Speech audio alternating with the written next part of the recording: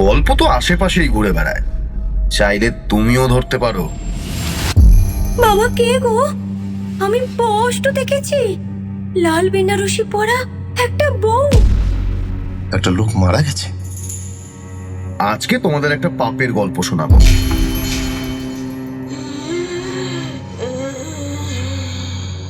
অনামিকা প্রায় নগ্ন অবস্থায় সেই বিছানার ওপর উপুর হয়ে বসে আছে, অনেকটা সাপদের মতো।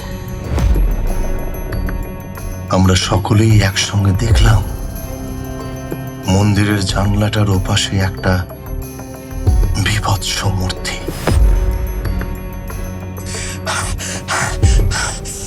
ধরো ওকে! ও গড! লাশ! ওরে ওরে ওরে